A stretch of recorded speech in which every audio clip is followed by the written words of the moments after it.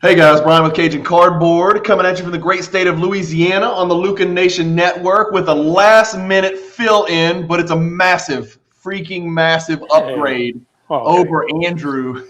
That's what Cage told me to say. I thought you were calling me massive. I was like, I lost weight, man. You know what I mean? Come on now. Massive Cage is a massive upgrade over Andrew. That's what Cage told me to say. So Cage is going to fill in for Andrew. We're going to talk a little bit about the NBA on the Luka Nation network. We're both running ragged today. Actually, I'm only running ragged. You took off work this whole week, man. Right? I'm running easy. I don't know if you saw my story. You can see my form. I'm a one-handed three-pointer. I got the Diet Coke bottle in the other hand as I'm shooting, Beautiful. As I'm playing hoops. You can take a look. I made the shot. I didn't know Ian was recording me. So I'm like, look at my phone, look at pictures of him. It's good stuff, man. Look away. When I see perfect shooting form, I can't look away, Cage. It was pretty good, man. The elbow was tucked, a little, follow through. I got all kinds of stuff going on. Beautiful. Speaking of form, right? D'Angelo Russell was interviewed yesterday, and he says, we're playing basketball out there, and that guy's playing football, referring to Zion Williamson. Did you watch the game last night? And let's talk about Mr. Zion and whether he should actually be part of the MVP race, and then we can kind of talk about who else might or might not be in it. What did you think of that game? It's funny your local team. I was at the game. Boom. So, you didn't even know that. You threw a softball up there. You didn't know. So I took my 15-year-old son down to New Orleans, his first NBA game ever. Wow. We wanted to see – we had a choice. We had a choice to go Friday to see him play the Sixers or last night to see them play the Timberwolves.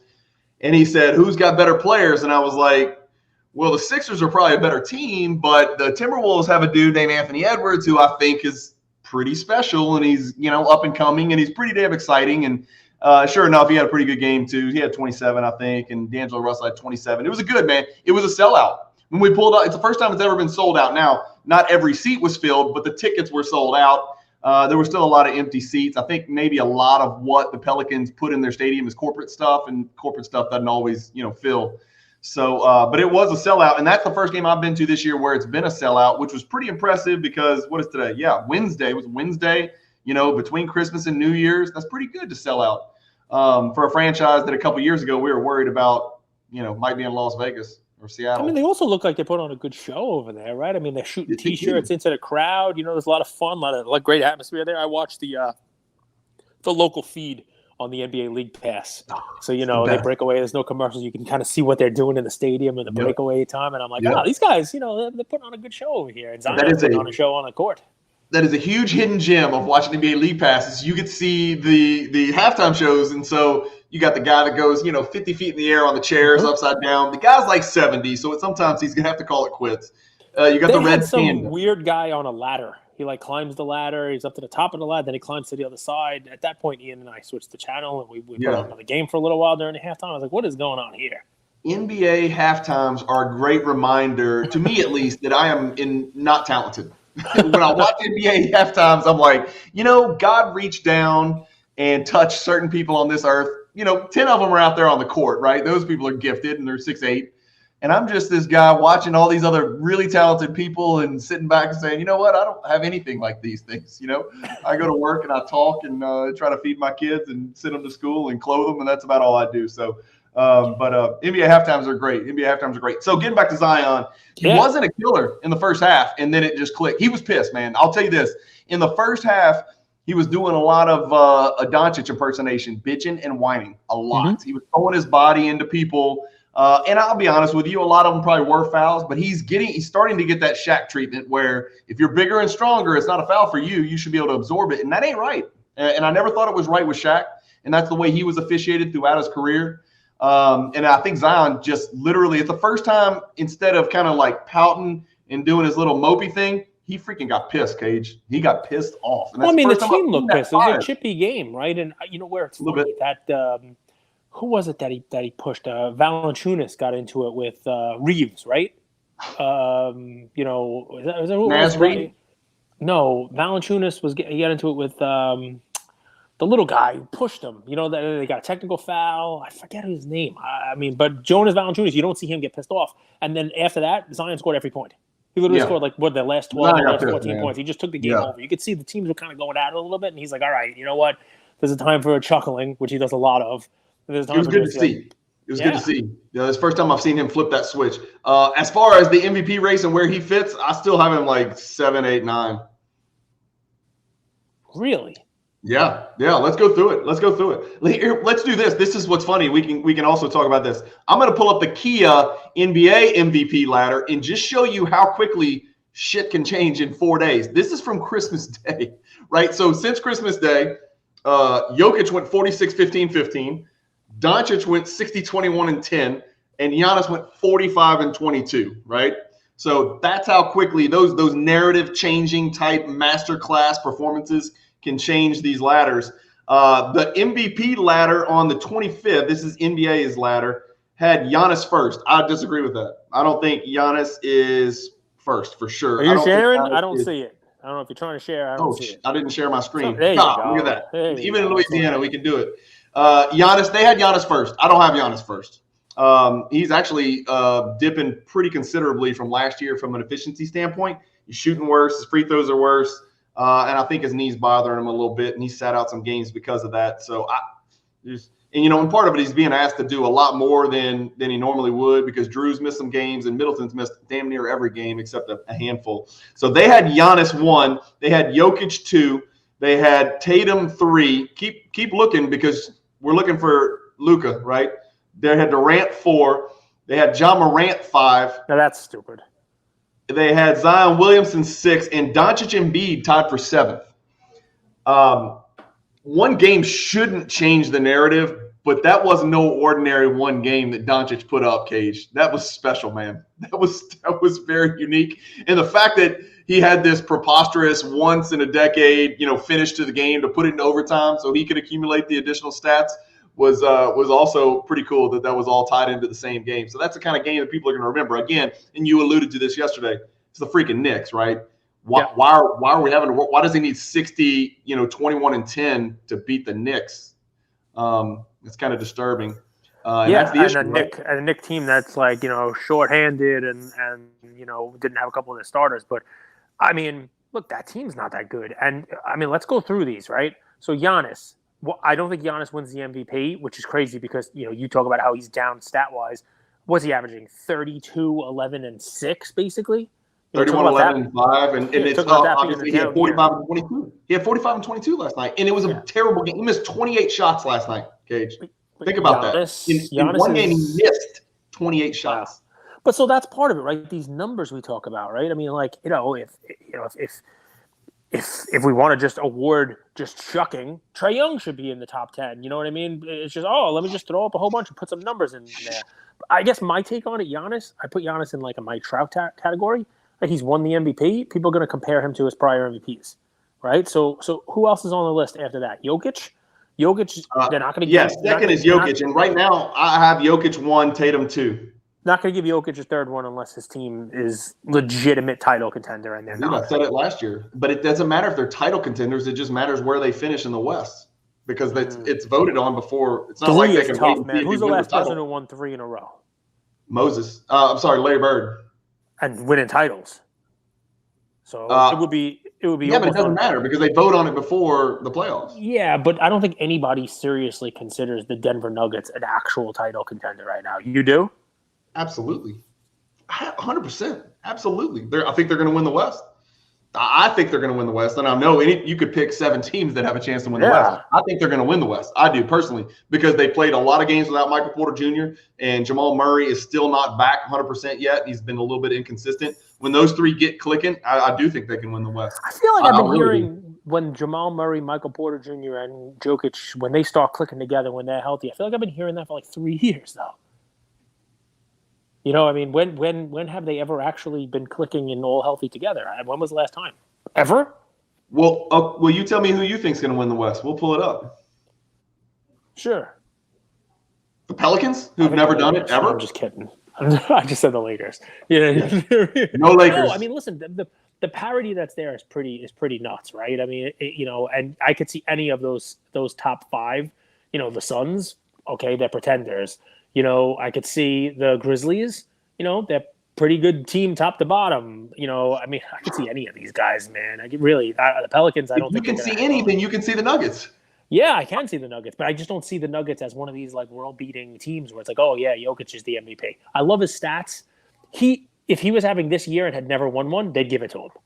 I just think once the award, Cage, that's without question. If he's having this season and they're in first, second, or third, and he's never won one, it's a wrap. Yeah. It's over. Like, he's going to coast to it, assuming no injuries. But you're right. He's got to overcome that bias of giving somebody a third. But, and right now we're jumbled up. Right now, teams' records are jumbled and they're packed, and the statistical comparisons are packed. Now we're starting to separate because we lost Anthony Davis from this race. He's gone. He's over. He can't do it. We lost Booker. He's out a month. He can't do it. And we lost Steph Curry. He's going to be out. He's not going to play enough games. That's 3 guys that are out. Those guys are gone. You can also take out Shai Gilgeous-Alexander because team success is going to prevent him from being in the consideration, right? And so that leaves, let's see, I've got my little handy-dandy list. That leaves, I've read it out, the guys that are no longer involved. So you got Zion, KD, Giannis, Jokic. I've got Donovan Mitchell in there because I think if they win the East, it could be an issue, and I think they could potentially win the East. Do I think they will? No, I don't. But could they? Sure. Tatum could miss 3 weeks, or Giannis's knee could flare up. I mean, hell, the Bucks have lost like 3 or 4 in a row. Tatum, Embiid, Doncic, and I've got Morant in there because they could win the West, right? And if a team wins a conference, the best player on that team's almost always at least in consideration. Okay, so I got to ask you something. You ready? Yeah. This is an amazing piece of analysis. I love this. There's a spreadsheet there. There's red, there's yellow, there's white, there's plus minus, there's all kinds of good stuff. Is it for sports betting? Or are you going to try to place a bet on who wins the MVP now? And maybe Spida is worth the sprinkle of money now because, maybe he wins the East. I mean, or is it for cards? Are you making a play on cards? That's because I'm a psycho about the NBA. Period. Yeah, I talk about it on this channel. I talk about it with Andrew. I talk about it on my channel. Following the MVP race is fascinating to me. Now, 72 hours ago, if you had said, is it for sports betting? I'd have said, Cage, as you know, I don't gamble on sports. I do not gamble on sports. I've never gambled on sports in my life, but I've got news for you. In the past 72 hours, one of my good friends here has gotten me onto FanDuel. So I am sprinkling teeny tiny amounts and doing some parlay stuff. I don't like betting on teams to cover spreads or teams to win or this or that. I like doing 5, 6, 7 player parlays. Like, these 3 guys to get over 10 points. These 3 guys to get over 6 or 8 rebounds. These guys to get 5, and bet on like long shot type stuff like that. And it just keeps it interesting, and it really makes League Pass even better. So now I'm watching, the Pistons and, the Pacers, closely, right? Because I need Jaden Ivey to score 15 points, or I might need, Halliburton to get 8 assists, right? So now I've got all these reasons to watch these games. So I started messing with it a little bit, and I know you mess with it on a little bit higher level. I'm talking about betting $5. I haven't gambled on sports in years, possibly a decade. I thought you bet football. Nope. Really? You just tell people? I tell people what to play, but I haven't actually placed a bet on in a while. No, because listen, what's funny? It's funny to hear you betting, right? I think it's an interesting thing to talk about, right? Because look, you're sprinkling $5, multi parlays here. It's just for fun. But I think there was a lot of, overlap in betting personalities and card personalities and, the gambler in us all and the pack ripping and the box breaking and all this other fun stuff. Sports betting, it could get a little crazy. You don't have to tell me. I'm someone with an addictive personality, and that's why I've always stayed away from it. And I'd much rather put my money in cards. The return's usually better, and the risk is usually lower. Because you can kind of get out of a card, but when you if you bet $50 and you lose, you go to zero. If you bet $50 on Porzingis rookie cards, you go to $20 instead of zero. So it leads me to why I asked about that spreadsheet, right? And it's a great segue. You're starting to talk about like sports betting and stuff like that. The gamblers in us who want to be right about their guy, who want to say, you know what, I think Spida is going to win the MVP, right? Or I think Jokic is going to win the MVP, right? Or I think that, Lillard's going to go on one of his runs now, and he's going to have, 40 points a bunch of times in a row. And there's a win to be had there if you're right about the Joker winning the MVP. What are the odds right now in Joker winning the MVP? What do you get on that? 3-1? 4-1? I only use FanDuel on my phone. I can check it. All right, though. so you can check. But let's just assume it pays some money to, because he's probably not the front runner, and even if he was, it's a pretty wide open field. So he's got to be getting the front runner. Right. I'm almost certain Tatum's the front runner, but I'm gonna find it right now. But I mean, you can make a reasonable argument for Giannis, for Luka now, for Ja, for all the people you just mentioned, which means that the payout is probably pretty good. It's a more wide open race, if you don't have a clear cut chalk or clear cut favorite. So the point I'm making here is, it used to be, or at least the thought was, hey, I can pick the right guy who's going to win the MVP or going to win a championship, and I'm going to buy his cards, and then when what I think is going to happen to him happens, I could sell the cards for more. But this is crazy. What's Joker? Bro, it is bunched up like you wouldn't believe. Tatum is plus 340. Mm-hmm. Giannis is plus 390.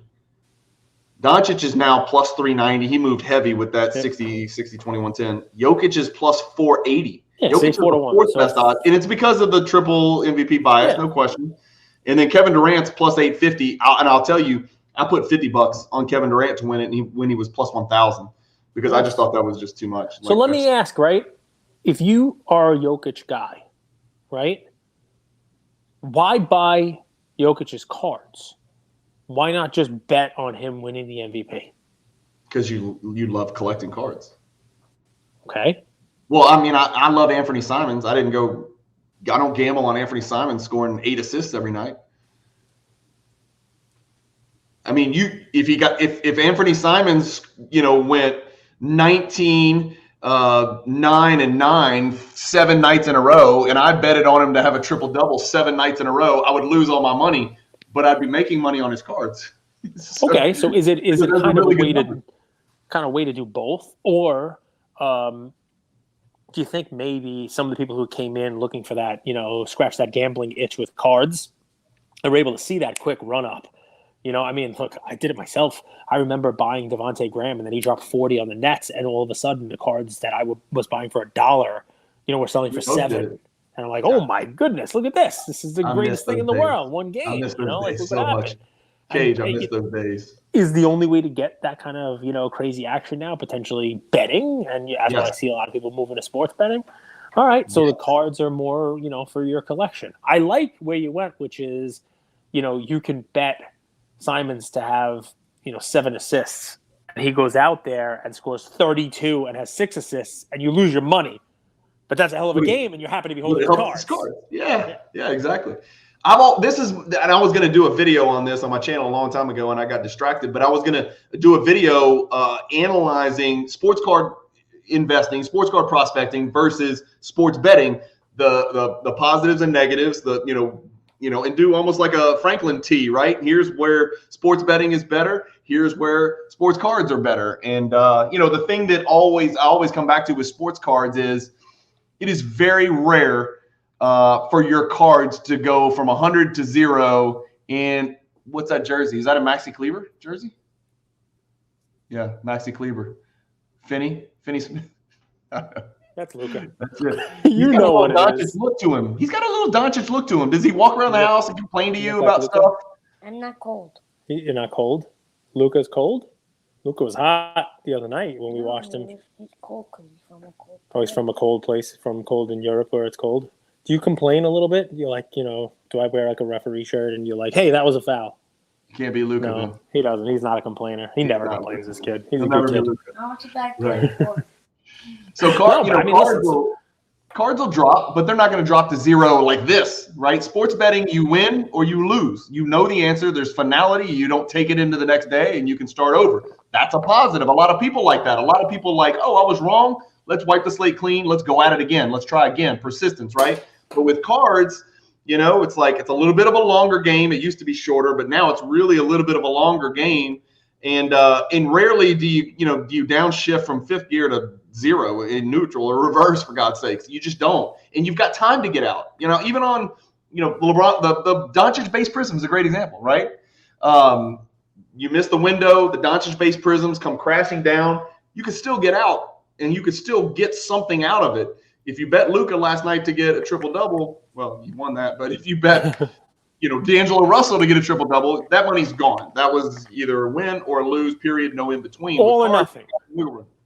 Same thing with box breaks, right? You could bet on something on a sport game. It's all or nothing. You bet on, you can open up a box.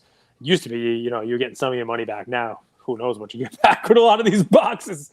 But yeah, I mean, that was, by the way, part of the reason jumping back into cards, sports betting doesn't go the right way, and you're like, all right, well, let me at least, I enjoy the cards. Let me at least, get something out of spending my money, Yeah. So, if you want to make your money last, sports cards is the way, right? You can, shuffle $1,500 into sports cards and watch your prospects, or and again, there's other ways to collect sports cards. You can go buy Gary Payton or go buy Wilt Chamberlain or whatever, right? There's other ways to do it. But I'm talking about sports card investing.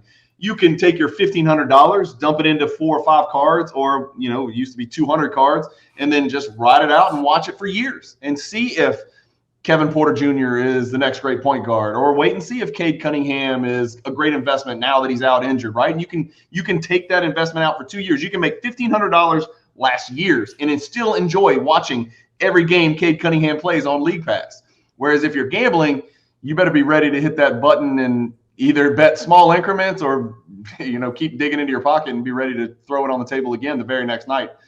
Some people like to keep their money in and just watch it ride, and some people like to wipe the slate clean and just pick, you know what? No more Cade Cunningham. Devontae Graham's my guy. He's going to make 4 threes tonight, and you can kind of change your mind. Whereas with cards, once you're in, it's a little bit different. You can't get out as easily as sports betting, right? And just wipe it clean, start over the next day. Sports betting's pretty liquid. In, out, pretty done, liquid. Live action. Bet on the pitch. Bet on, this next shot. They're going to have will he make this free throw? Yes. First basket. This is arbitrary shit, man. Who is doing this? I want to know the person who's betting on the first basket. Where there's nothing that's people bet on the color of the Gatorade, right? At the end of the Super Bowl. It's what color Gatorade is going to be splashed on the coach. People bet on that. I'm saying, oh, yeah. Yeah, it's been purple a couple times. And it pays good money, too. Purple was a big money payer recently. All right. So, listen, basketball. I'm happy you're in basketball. When we talk sports cards, a lot of people say, baseball as a sport is going to die, right? Baseball's dead. Baseball cards are dead. I posted that, little reel that I have with the guys, filling up sets, and I get a lot of comments like, okay, those guys are close to dying, and then the hobby's going to die with them. Basketball doesn't really have that kind of, pushback. There's a lot of young kids in it, a lot of people watching it, a lot, people having a lot of fun with it. But I guess my question and where I was going with the MVP stuff is, the cards, they seem pretty unattached to the game. And I guess where I'm gonna go with this, you talked about Cade Cunningham. Yeah. So I hate it. Does that turn you off to the cards? Does that make you go collect the stuff that you liked back in the 90s? If you were, Cade, you may know basketball as a sport and, definitely basketball collecting better than anyone I know. So I guess really I'll proxy some of the people who are listening to this, and maybe they want to hit the reset button as they start 2023, and they like collecting, they like the hobby, they like the stuff. What would you tell somebody who has a little bit of money to spend, invest, collect, you name it, about building a portfolio of basketball cards, or about prospecting? It's easy for me to say, buy the best Michael Jordan rookie grade that you can find with as much money, and that's it. Just sit on it, put it under your pillow, and rest.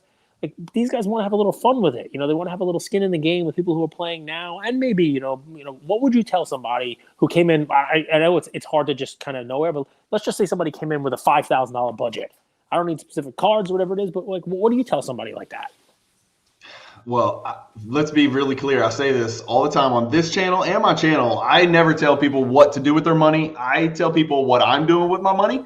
And you may like it, you may not like it, but I usually tell people what I'm doing and why I'm doing it. And then they can kind of take it from there and do their own thing. By no means am I the model collector, because I've got some weird rabbit holes that I go down, as far as card, Lord of the Rings autographs and, just crazy Game of Thrones autographs, soccer cards from 2014, weird stuff too. But basketball is kind of my bread and butter. As far as diversifying your portfolio, look, there's guys out there that have incredible discipline. It just kind of depends on kind of human being you are and how much excitement you need to derive from this. There's people out there who are fine with, picking up 72 Julius Erving, rookie cards, and then gradually working on higher grades and kind of moving up. That's their way of coloring up. Remember how we used to color up, right? And prism and consolidate and grow our collection that way. Some people just like to increase their, vintage collection, or maybe they vintage set collect. That's a little too slow for me.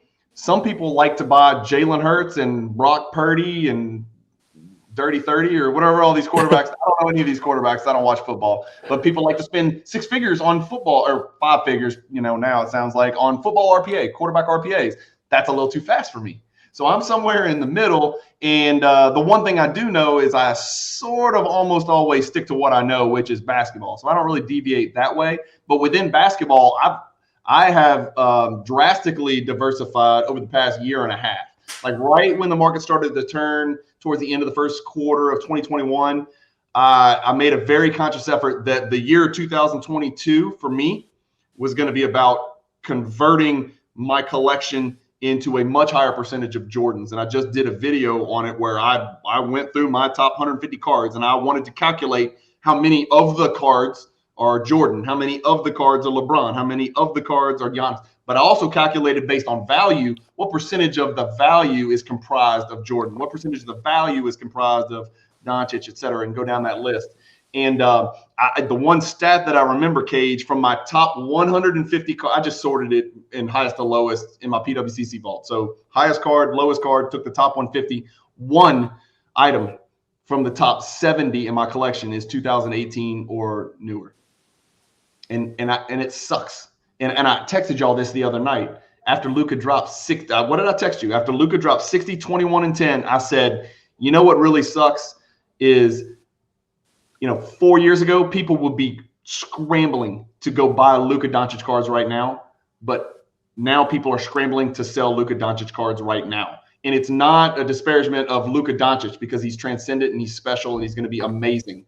It's a reflection of the hobby and the direction the hobby's going, and it's the quantity, it's the supply, and it really is. And I hate to sound negative, I'm a really positive person, but that's the only reason I no longer prospect. I have prospect cards, but they were cards that I bought before, base started to do this, before silver started to do this, damn near before, pretty much every chromium card started to do that. So I've shifted. That's just me. That's just me personally, what I've done. I've shifted massively to where I think now 90% of my collection is Jordan, Giannis, or LeBron. That was not the case. Giannis is like that's your prospect, Giannis. That's my prospect. Yeah, isn't that wild? That's the risky prospect. Giannis, well, you're pretty risk averse there. Is that what it is? Is it trying to take risk out of the equation? Or, I know you still have Anthony Simons, right?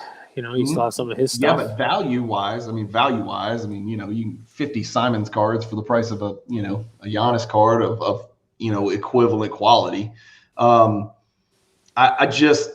I've started to kind of transition out of the Simons, and I've started to transition. I want to transition out of the Kevin Porter because I think he's playing really well. I don't know what people expected. I think he's having a really good season for a really bad team, and they're starting to learn things, and he's starting to become a really good point guard.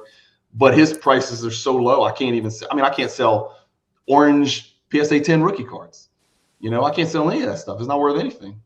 Yeah, it's not worth it. It's like I'm always deciding between, I'd like to transition out of this prospect and put into something a little more predictable. And what can I buy in the Jordan market? But it's like, damn, I'm not getting any return hardly at all on my investment, even though I picked the right player. Like, I think that guy's going to be really good with Simons, with Porter, with Darius Garland. The same thing with Darius Garland. So how do people get out of that? And then what's the next phase, right? I look famously, I talked about Brandon Clark on this show, and he was buy him for $1, and look, he's actually pretty good, and he's a double and the whole deal. But no one's buying Brandon Clark, and he can go out there and have a double for the next 50 games. Yep. And no one's going to care about his Prizm card because you can't move the needle. You can't. It's like trying to turn a container ship around in a canal, right? It just gets stuck. It takes too much to move these things. You're seeing it with Luka, and Luka had that game, and I came in right after in typical Cage, negative format. And so don't be the one who buys a Luka card now, right? I agree. People are hoping that you become their exit liquidity, just like you said. You said 4 years ago that would have been a time to go out and buy. Now it's I talked about it, how everybody posted their story. Luka's the best. He's transcendent. And then 15 minutes later, the next story was, and here's the Luka I'm selling. Who wants it? Which that wasn't it. It was, hey, he had this thing. Luka's the greatest. And people were like looking to buy Luka, What do you got there? That's the Luka Silver. I just was curious, I guess, where did he drop his 60? That was not Christmas Day. I don't think when was that? 27th? That would have been this Tuesday. No, this Monday. So only one card is sold since then. It went up about $100. It's a 2-year chart on this. Go 2 years? Yeah, 2-year chart on this. I don't want to. I asked you that for a reason, right? I mean, obviously it went up, but I remember coming back from the National in Chicago. Andrew and I both had one of these, and we both brought them to make deals with. And National Chicago. That's 2021. So July of 2021. Okay. And he traded his for an Anthony Davis rookie Prizm auto, a Bradley Beal rookie Prizm auto, and like some other cards. And I sold mine for $4,000 cash, and left with a $3,000 of the cash and a red PMG. I think of Rod Strickland. I think was what I bought, or maybe I bought Ronnie Cycli. I bought them both. I just don't know which one I used that cash for. But remember we came back. It was Cycli because I bought it from you. See, you remember that was the first time I met you. That was the first deal that I ever did with you. I bought the Cycli off of you. There you go. And I mean, it was the highest graded red. It was the highest graded red ever, PSA 6. I won't forget it. It was a good deal. It was a fair deal. It took us like 15 seconds. I was like, nice to meet you. I'm blah, blah, blah. And you're like, here, buy this. How much do you want? This much. Here's what I paid. Here you go. Here it is. Okay, over. It's like, damn, we're going to be best friends. Yeah. So, but I mean, I remember that card. I remember also, did it get to 10 or it got to 7? And people were like, oh, it could go to 10. It was one of those insane cards. For a minute, I think it was 10. Yeah. But, I mean, look, it's just slow bleed because what's the pop on this now? Over 2,000, right? The pop is 2164 cage. This is a new feature on Card Ladder, by the way. It just came today, where you can click the little button that's right here. I'll show you. It's like right here on your screen. Normally, it used to just show you how much the pop's increased since April of 2020. But now you can click it, and it shows you how many PSA 10s and what the price is, how many PSA 9s, all digestible on one screen. And then it shows you Beckett on the same screen, Cage. And then it shows you SGC on the same screen, and then CSG. So this is beautiful. And then it gives you the same pop growth that you wanted to look at. And, this is PSA 10's pop growth. So I think this is really cool, an amazing feature that they added, because you can even compare like Beckett's SGC's gem rate on Silver Prizm Doncic, 6%. PSA, 44%.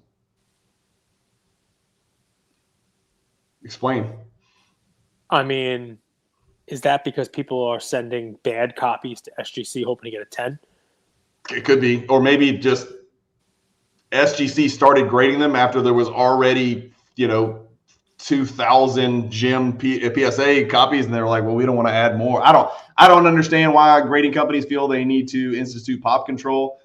Not that they do, but they do. But it is what it is. I don't know. That's an interesting card, man. That really is. That's an interesting card. It used to be, Cage, and I was nodding my head. I really miss those days where, you could buy and sell a card and make really good margins in about 60 days, even shorter with some players, if you were into that kind of thing. But I do think it's healthier for the hobby that it's not that easy. I don't think it can be that easy. I just don't think that would be healthy for the hobby for cards to be that volatile in that short of a time period. And it's all just a factor of people educating themselves and learning not to, like you said on the show yesterday, don't run out and go pay, buy it now on all the silver PSA 10 Doncic Prizms, for God's sakes. Please don't do that. You got to figure people opened up a lot of this product. I'm sure there's more out there, but the pop's got to be settling in. And this, you look at that pop chart, it's kind of reached its crest, and it doesn't look like it's really going up too much more. I mean, be fair to say maybe there'll be 2,500 of these, maybe 3,000 when it's all over, if you really want to add a whole bunch of 10s in there, right? I mean, I know it's not a cheap card. In 20 months, it's only gone up a little over 100. So it's definitely slowed down. I mean, you got to believe anybody in their right mind who had this card, whether it looked like a 10 or not, when it was worth 9,000 or 10,000 or whatever the hell it got to, surely they would have graded it, right? Yep. This is not one of those cards where nobody thought Doncic was good and then he was. It's not like Embiid. It's not like, Giannis or Jokic, where nobody knew anything about this guy. We knew who Doncic was from the jump, right? So but I mean, you would think everything that would does be what great happen on this, right? They say there's 2,500 of them, right? Does what happen on this is 10 years from now, sort of like, oh, wow, there's 300 Jordan rookie cards. That's not that many. But then, you know what? The boom happens, and all of a sudden there's twice as many people out here looking for the cards. Do we have 10 years of Luka, championships, all this stuff, and Fanatics coming in, and now all of a sudden a pop of 2,500 doesn't sound like that much when everybody in the world wants to get a Luka Silver card. And, is that what the change is? We're not going to happen next week.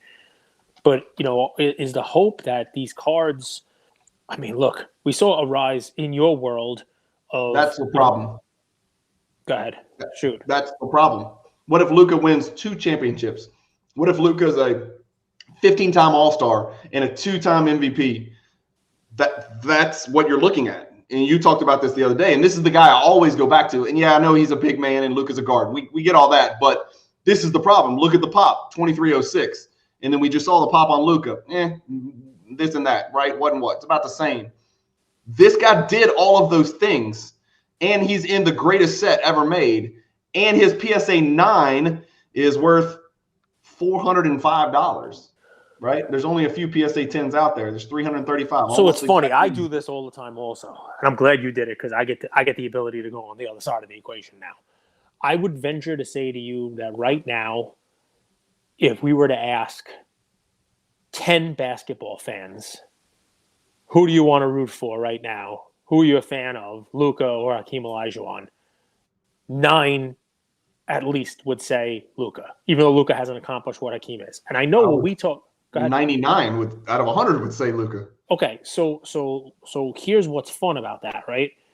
I'm going to use 9 out of 10. I'm going to use 10 times as many people out there who would want to buy a Luka because Luka's still playing, skin in the game, it's exciting, it's a cooler card, it's shiny, blah blah blah, the whole deal. And the folks out there like you and me who watched Olajuwon play and have respect for him, the upside is gone on Olajuwon, right? You can only watch his 18 point, 16 rebound, 11 blocks and 10 assists so many times. He already did it. He's not doing that again. Yeah. But if it's 10-1, then doesn't that mean that there's 10 times the demand for the Luka card and that the demand will continue? And while Luka's playing, there will be. So I see what you're doing here on this 9, right? Will it forever? Well, what if he's Vince Carter? Like Vince Carter was Michael Vick. What about guys like that, Cage? I mean, those guys were Doncic before Doncic. Do you remember when Vince Carter came into the league? And by the way, that dude played like a quarter century and it put up outrageous numbers. Now, he did not do what Doncic did, but that son of a gun was one of the most exciting basketball players that's ever lived. So I think we're doing 2 different things, right? So you're right. It's very possible that at the end of his career, when he's no longer playing, there will be less fans of his. People will have sold his cards. The demand won't be there for it because he's not playing. He's not out there. You don't have my kid walking around my house wearing the dude's jersey. Yep. I mean, he doesn't just have a Luka jersey. He doesn't have an Olajuwon. You got a George Gervin. You got a Penny Hardaway. But, I mean, clearly right now the demand would be, let's say Luka's at his prime, right? I would think that you could see the pricing go. Now, if what your argument is that when it's all said and done and the record books are written, we're using the Gary V argument here of be careful when you put your prospects out there because how many of them are going to be better than Gary Payton? How many of them are better than Chris Bosh? How many of them are better than these guys that no one collects? I've used that argument a bunch of times too. But it seems that people don't look at it that way while someone's still playing, right? Correct. They don't. So, and it's because collecting active players is so damn fun. Like, I'm not naive. It's damn fun, man. I mean, I don't even like football. And sometimes, like over the summer, I was like, people are sleeping on Trevor Lawerence. Like, everybody said how great this guy was and how great he was going to be.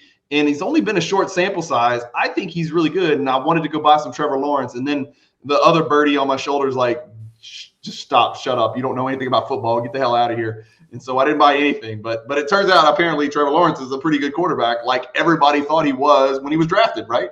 We'll see. I mean, I started saying his praises, and he looks good, and he looks everything the part.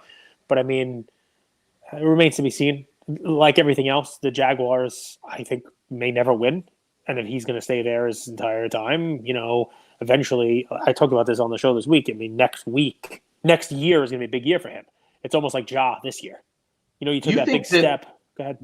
I don't like putting so much emphasis on current situations and assuming they're going to last forever because, well, and I'm a basketball guy. In basketball, that rarely happens.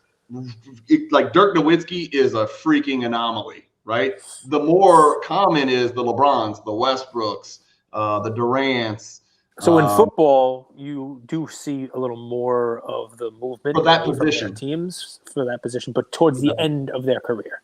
Right. You know what I mean? Like, look at it. Like, yeah, Peyton Manning left, but Peyton Manning played a heck of a lot of time. I get it. Yeah, Colts, for sure. You know, and especially those franchise guys, you know, like they build up. You know, Mahomes stays with the Chiefs. Could he leave? Sure. Russell Wilson stayed with the. But would he stay with the Chiefs 10. if they were? Would he stay with the Chiefs if they were 2-15 or 4-13? Well, if they were 4-13, he probably would stay with the Chiefs because there wouldn't be a whole host of teams lining up to come and steal him and pay him that top money because he'd be a 4-13 quarterback.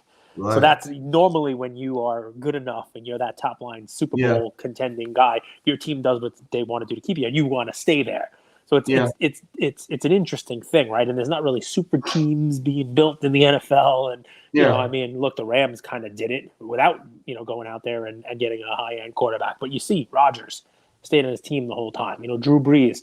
You know, yes, he left his team early, but he was injured. Surgery. And, they brought in another quarterback to kind of replace him with the Chargers. You're right. Football's different. So, but I mean, look, Trevor Lawerence, he looks the part.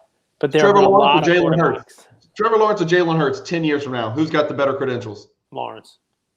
Who? Lawrence. Trevor Lawrence. 100%. I think Trevor Lawrence is a better quarterback. I mean, he's a better pure QB. But Hurts has surprised me this year, man. He's been a better quarterback. He's leaned a little bit less on his athleticism and whatnot than I thought he would. And he's developed to be a good throwing quarterback. He could be very good also. The problem with football is, I mean, it's only quarterbacks. You legit can only invest in a quarterback. I can't stand that.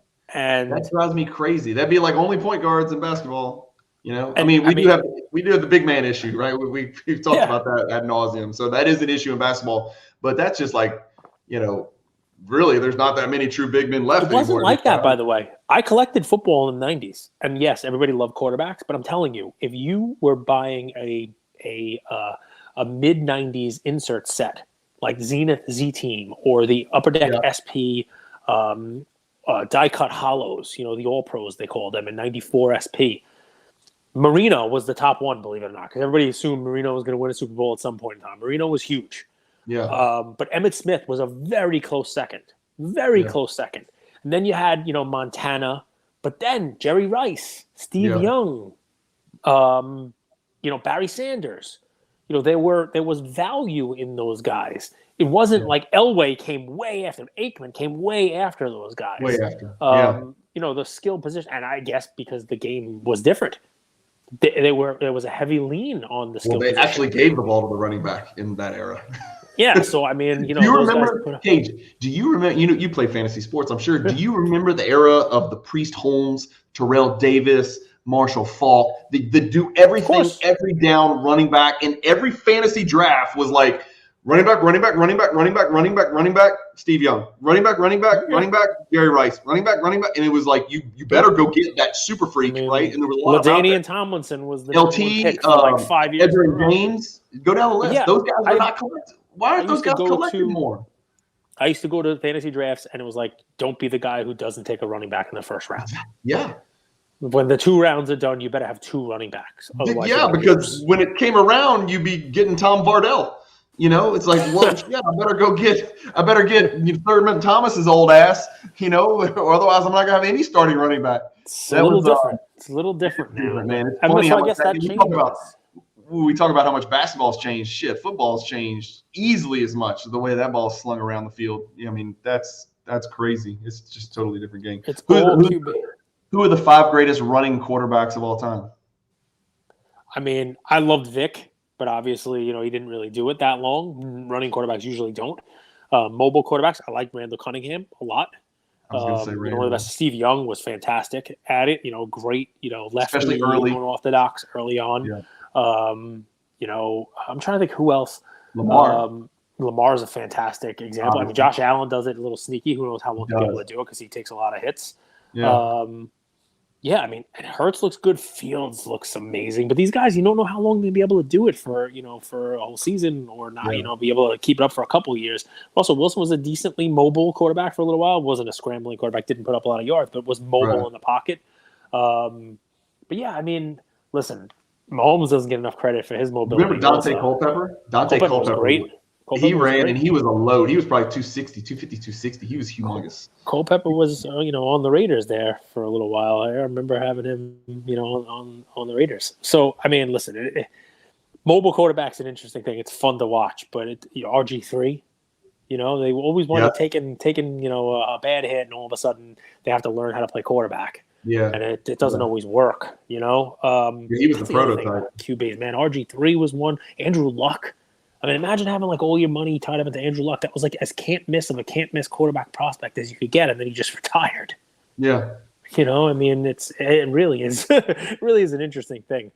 So 2023, I'm going to start asking people this. So I'll let you close out with this because I know you got a lot of stuff to do. You got other games to go to, and you got all kinds of craziness. So give me 2, because I'll do 5, but just 2 for the episode to close it out. Give me 2 collecting resolutions for 2023. Well, one is so big that it counts as 2. Nice. And you put me onto this because I hate selling cards. I hate listing cards. I have sent 828 cards to Prostein, slabbed cards to sell. Yeah, 378 sold already. 450 on the nose, I think, are there now. I am reapportioning money into more Jordan stuff, Cage. That's a lot of Jordan. I mean, I have finally, through trial and error, discovered that Jordan. my passion in this hobby is Jordan, to the extent that, my high-end collection is like high-end Jordans, like high grade, 9.5, BGS 9.5, PSA 10s, like the rarest of the rare. And that got so expensive, I was like, I'm just going to do the same thing, except I'm going to collect PSA 8s. And so I love the 8s. I got 2 collections. I've got this collection and this collection, and they're parallel, and they just go along together. And so I try to put those together. I've been putting some posts on Instagram. You'll notice I'm like PSA 10, PSA 8, put it in one picture. Move on to the next one. And so the award-winning holograms one, which was cool. I remember pulling those out of 91 Upper Deck packs, I think. The award-winning holograms. Yeah. Awesome. Those surface issues, huge surface impossible issues. to get in hard to grade high. Well, that and and they're flimsy and just a million reasons. My favorite one was 92. There was a McDonald hologram of Jordan. That's right. That was fun. You get that because McDonald's. I mean, they should do this again. That would be amazing. McDonald's did a set of cards that came with Happy Meals. It was a set of 50 cards. And one hologram. The hologram was Jordan. There was a Jordan card in it also. It was kind of. They had cards. Yeah. Okay. McDonald's cards. And there was a Shaq rookie in it. I think he was either card 49 or 50 was the Shaq. It's called Future Shock. It was a Shaq rookie. Future Shock card didn't come in McDonald's packs. The Future Shock? The one with the lightning in the background? Pull it black? up. No, not that. I think it was called like a future something. But to put in like Upper Deck McDonald's Shaq. It's like a white border card. I think he's dribbling kind of in the post. Ian says there's a 76er guarding him in the picture. Damn, Ian, relax with the knowledge. God, is it a 76er guarding him in the picture? Who? What are you feeding him, man? What are we going to look up? 1991? It would be 92. It would be just put Upper Deck McDonald's. That's right. Yeah, it can't be 91. 92, 93. So it would be that was his rookie year. Is he really being guarded by Future Force? Future Force. Yep. There you go. There you go. That's a Washington Bullet, Ian. That's a Washington Bullet. Get out of here. Red and blue. Very close. Washington Bullet. Very close. Nice try. But is it what card number was it? It is card number P43. 43. See, so there's a 50 card set. A lot of these fun ones that people don't even realize. Drake's Cakes also. When Shaq came out, it was a huge thing. There was Fleer. Fleer did also was like a 50 card set where in like the Drake's Cakes and the coffee cakes there was like a little package of cards, and if you saw Jeff Hornacek on the top, Shaq was behind it. Okay, $37. $37 for that card. I mean, there's probably a few of them, but I mean, if someone has this card and wants to sell it to me for $37, I am a buyer. I will buy this. I will buy those all day at $37 if you have them. Please contact me via DM because that is a memory to me. I can taste the horrible nutrition value of a cheeseburger. And I remember it's a silver foil pack. I remember opening up and hoping to get a Shaq. Yep. So fun stuff. Here you go. There's your card, Gage. That's the McDonald's one. That's a cool looking hologram, right? Can't be too many of those in a 10. What's a 10 go for in that? Look at all the work. Look at the work that McDonald's put into the back of the card, though. Yeah. No, there's nothing on that. No stats. But it's funny, man. I mean, do you remember going to McDonald's in the 80s and they had those did they have this for you? Color the weather? No. Did they have that? But I'm sure they had it. It was a sheet of paper and it was in the shape of a TV. On the tray. Oh, okay. And the kids were supposed to color the weather, like, draw outside, rain, sunshine, whatever. You didn't have that. Maybe that was only – I grew up in Louisville. They had that in Louisville, Kentucky. So. No. I mean, I'm sure they had it. But now I'm going to have to find one. I'm sure there's one I could find one for you. We'll send you one. It'll be a little Christmas. That was the greatest thing ever. What's funny is, you know what? What's going to be this for this generation? What's going to be what? We just talked about this. It's a little nostalgia, right? I mean, obviously you were talking more about coloring the weather at McDonald's. But you have your Jordan collection, which is nostalgic for you. I mean, I remember going to McDonald's as a kid. I was 15 years old when that card came out. You know what I mean? I remember walking around the corner from my house with friends, and it's like, all right, we got the McDonald's cards. Who's getting the Shaq? Oh, you got Jeff Hornacek. Oh, we got the Jordan hologram. Yeah, it's scratched to shit, but it's fine. You know what I mean? It's like got a big print line. You weren't running to Collectors or BGS or SGC to grade it at that time. I assume you were probably just happy to have the damn card, right? Put it in your 3x3 binder, and you're set, dude. You got it. I still have the Shaqs. I have two of them. I have them in my basement. That's why Ian knew who was guarding Amelia's sword. The most collectible big man in the history of basketball. Most collectible. Shaq. I mean, it depends what you mean by collectible, right? I mean, it's easy to collect Shaq because the last boom was. I guess Shaq. What I'm saying is, you can't. I don't know. I guess you would, by saying that, you eliminate Wilt, Kareem, and Russell because they only have one card a year, pretty much. Easier to collect those guys and potentially safer to collect those guys because you know what their rookie is, right? I mean, Olajuwon as well. Collectible is a bad word. It's nebulous and it's amorphous, and it's easy to collect Shaq, but the problem is what's Shaq's best card? What's Shaq's best rookie? You got people who tell me it's Beam Team, but Beam Team's not really a rookie. It is. People call it his rookie. Beam Team members only. I mean, it's an insert. An insert can't be a rookie. Insert can't be a rookie. Oh, Downtown's not a rookie? No. It's got the rookie insert card. It's a rookie insert. Yeah, who cares? So is your Michael Jordan 86 Fleer a rookie? Yes. Is your 84 Star a rookie? With what 84 Star? You found my weak spot. You found my kryptonite. I don't have one. The 101. Well, if you had one, would it be a rookie? I would just say yes. It could be a rookie. The flick. We're at 52 minutes. We're going to go to an hour and 52 if we start this. But I would call that an XRC. Your 86 Fleer is a rookie, then, right? In my opinion. But how could you say that? It doesn't have a rookie shield on it.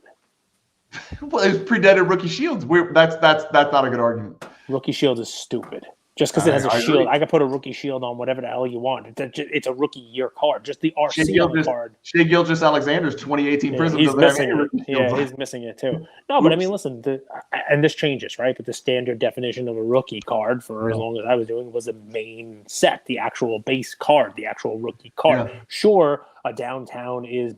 What about parallels? Parallels. Those can be rookies. Those parallels can be rookies because they're parallels. Okay. So then I guess you would fall back to the 92 Topps Gold. Throwing out, Ken Golden's, hand-numbered autograph crap and all that stuff. Like, we're talking just cards that came out of packs. I guess Topps Gold would be next, So you say Topps Gold, which a lot of people would say. I happen to think the Upper Deck was... Maybe Upper Deck. Yeah, maybe Upper Deck. But that's the problem with Shaq, and I go back there. I don't want to fight with you about the rookie shield. It's just that, you ask 10 people, and you're going to get probably 4 or 5 different answers. I love the Topps Gold. I love the Upper Deck. What if I asked you, what's the Doncic rookie card to buy? You're going to get freaking 775 answers. I mean, with Luka, what I would say is the base Prizm and the RPAs and National Treasures. Except nobody wants the base Prizm. That's why the hobby's all in a cluster. I think enough people want it, but right now there's not enough people who want it compared to the supply that was printed. For sure. And that's a conversation for an entirely different day. That's next episode. Maybe Andrew will have the flu next week. One thing, Kate, we're going to end on this. And one thing, we probably should have opened with this because it's the biggest news. Well, it's the biggest news in the sports world today, and it's not close. It's Pele passed away just a couple hours ago. So, obviously he's been, in the news, and everybody knows he's been sick for a while. And he's been certainly in the news as Messi chased that World Cup, which was, a lot of people say this is going to be a bad pun, the nail in the coffin. of him becoming the greatest player ever. But shout out to Pele because I didn't know the guy, but from everything I've ever read and ever heard, especially from his peers, class act through and through, like absolute class act, quality human being from everything that I've ever read or heard about the guy. And you've actually, do you still have your Pele? You got a couple? One? I do have one left. Yeah. And I regret not buying that card. It'll probably be too late tomorrow, but again, tomorrow. I wouldn't have known. No, I'm not, of course. Then I wouldn't have known which one to buy anyway. I can't pronounce freaking any of them. Aquarella, Cinderella, Olajuwon. Khalifa Balogun. Yeah. That's the one. That's the one. Well, cool. The one. All right. Well, that's the episode. There's the episode. We ended with Pele. And by the way, it's true news today that Brian is breaking. Not like 2 days ago when Andrew announced on our show that he had also heard that Pele had passed away, and it was not true. This actually did happen. Broke the news 2 days before he passed away. Said, I think Pele, I mean, it's unconfirmed, but I read Pele passed away. And it was like 2 days before it actually happened. Again, I'm not laughing at Pele passing away. That is horrible. And, we're talking about an ambassador of the sport, but we were laughing at Andrew. We're laughing at Andrew who's got the flu. He's at home throwing up. We're around a bunch of Ukrainians and throwing up on people. And it's funny because on your episode yesterday, he just said everybody's house is sick. He got sick the next day. Or that night. You could tell from his voice. I messaged him, "Are you feeling all right?" And he's like, "Yeah, no problem. Just a little tired." But you could tell he was getting sick. He needs to go down to Florida, man. He needs to get that that warm weather. He needs to be out there and walking around and doing his thing. It was 84. It was 84 today in Baton Rouge, Cage. Man, that's nice. I wore a sweatshirt this morning. I was sweating through my sweatshirt. I went for a walk today. It was like 40 here, and my wife had the idea to go, take my son to play some basketball. There's an indoor space over here you can rent out. So I did. We went over for an hour and shot some hoops. So that was fun. Get a little blood flowing. Get the steps in. Gotta get the Christmas extra bonus weight off. Drop that and get back into 2023. Doing some fun, having some fun. Man, this is fun. Right, I always like chatting with you. Enjoy. Andrew, get better. You're better than me. So we need you back. Thanks, guys. Thanks for watching. Thank you all for listening to another episode of Lucas, Tigers, and Bronzo My. I wanted to tell you about a new service that we have starting as of today, and I'm really, really excited to bring it to you guys. So as a part of our partnership with SGC, we got 50 free submissions every single month, and many of you have taken advantage of that. And it's amazing that we could have the opportunity to 650 episodes, 675 episodes in, to go ahead and give back to our community. As people were sending those cards in, they asked, can we send 5, 10, 20 more cards to you guys? We'll pay for it, but we wanted them graded with SGC. You guys know SGC is turning cards around in 13 to 14 business days, have incredible customer service, and their secondary market values are going up day after day after day. And that's exciting for the hobby and exciting for the grading landscape. So we didn't want to just rush into it. We wanted to do it right. And what we did was I relocated here to Boca Raton, Florida. I opened up a P.O. box maybe 5 minutes away from SGC, and I will be hand delivering and hand picking up the cards. So you don't have to worry about anyone else touching your cards. It will be me, and I will update you every step of the way. So here's how it's going to work. I'm going to personally pick up the cards from a P.O. box, prep them, new card saver, new penny sleeve, and deliver them to SGC every single Tuesday. Why Tuesday? Well, it lets the stragglers over the weekend come back through on Monday and gives me a day to prep, and it basically gives SGC the entire week to work on grading those cards. Once your cards pop, only then at the end of the process will you be paying for the service. It's $25 per card, simple as that, and the turnaround times have never been faster. We're hearing right now 13, 14, less than 20 business days. So there it is. 9170 Glades Road, number 135 is the P.O. Box in Boca Raton, Florida, 33434. 9170 Glades Road, number 135, Boca Raton, Florida, 33434. Of course, you could shoot me an email or shoot me a text anytime, and I'm always available. Many of you already have my email. It's iamandrewgoldberg@gmail.com. or my cell phone number, 215-519-9154. Reach out with any questions. I could walk you through the process. I've hopped on the call with quite a few of you, and I'm happy to do that. Love you, Luka Nation.